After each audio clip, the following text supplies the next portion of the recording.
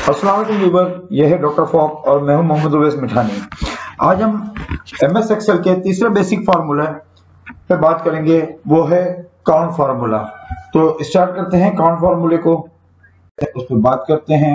तो याद रखिएगा व्यूअर्स के एमएस एक्सेल में काउंट के बेसिक तीन फार्मूले होते हैं। एक होता है काउंट, एक को हम कहते हैं काउंट ए, या और तीसरा होता है काउंट ब्लैंक।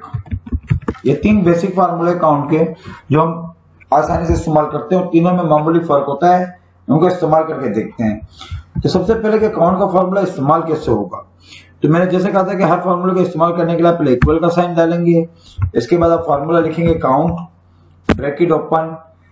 अब आप वैल्यूज लिखेंगे, वैल्यूज जो भी होंगे आपके पास, वैल्यू 1 हो फिर वैल्यू 2 हो, यानी कि आप या तो वैल्यू ले लेंगे या रेंज ले लेंगे।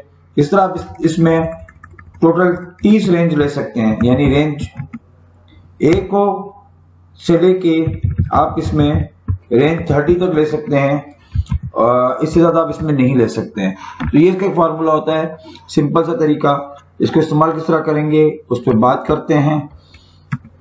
तो यहाँ पे देखिए मेरे पास कुछ वैल्यूज हैं कॉलम ए में, मैं काउंट करना चाहता हूं कि इसकी टोटल तादाद कितनी है। तो मैं यहाँ काउंट का फार्मूला इस्तेमाल करूंगा काउंट, और यहाँ पे मैं डेटा को सेलेक्ट कर लेता हूं। ये मैंने डेटा सेलेक्ट कर लिया और ब्रैकेट क्लोज करके इंटर कर दिया। तो यहाँ पे ये मुझे बता रहा है कि 50,000 वैल्यूज हैं। अब ये 50,000 जो वैल्यूज बता रहा है, अगर मैं यहाँ पे किसी डेटा को डिलीट कर दूं तो यहाँ पे देखिए आपको काउंट करके बता रहा होगा कि आपकी वैल्यू एक्चुअली 49,999 है। या अगर मैं यहाँ पे कोई टैक्स लिख दूं, लेट्स से कि मैं यहाँ पे लिख देता हूँ AAA, तब भी ये काउंट करेगा।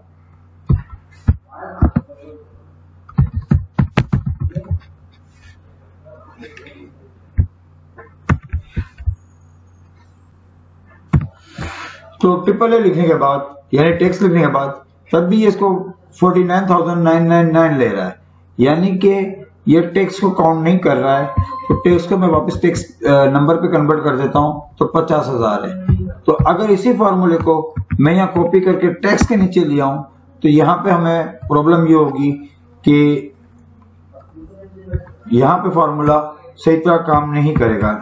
मिसाल के तौर पे मैं यहाँ काउंट इस्तेमाल करता हूँ और मैं ये रेंज दे देता हूँ, तो यहाँ पे ब्रैकेट क्लोज करने के बाद इंटर करने पे ये हमें रिजल्ट 0 दे रहा है, यानी कि इसकी नजर में ऊपर किसी भी सेल में कोई डिटेल नहीं लिखी हुई। तो इसके लिए एक्चुअली प्रॉब्लम ये होती है कि जब हमें टेक्स्ट का काउंट करना हो तो हम काउंट नहीं बल्कि काउंट ए का इस्तेमाल करते हैं। काउंट ए का मतलब होता है कि काउंट एवरीथिंग, काउंट ऑल, मतलब कि इसमें चाहे वो टेक्स्ट हो चाहे वो नंबर हो, उन सबको वो काउंट करेगा। तो एंटर कर दें तो अब हमें 50,000 मिल गया। तो ये याद रखिएगा कि अगर हमें सिर्फ नंबर्स की काउंटिंग करनी है तो हम काउंट का फार्मूला इस्तेमाल करेंगे, और अगर कोई टेक्स्ट को काउंट करना है तो हम काउंट ए इस्तेमाल करेंगे। या अगर हमारे पास ऐसा डेटा हो जिसमें नंबर और टेक्स्ट दोनों आपस में मिक्स हो तो हम काउंट ए ही इस्तेमाल करेंगे। अब तीसरा आ जाता है काउंट ब्लैंक। मैं यहाँ पे मिसाल ले लेता हूँ कि यहाँ पे कुछ सेल्स में डेटा डिलीट है और मुझे ये देखना है कि इनमें कितने सेल्स जो है वो मिसिंग है डेटा, या कितने सेल्स खाली हैं। तो हम इसके लिए इस्तेमाल करेंगे काउंट ब्लैंक। काउंट ब्लैंक का फॉर्मूला इस्तेमाल करेंगे, वही है कि रेंज हम सेलेक्ट करेंगे, जो भी इसकी रेंज है।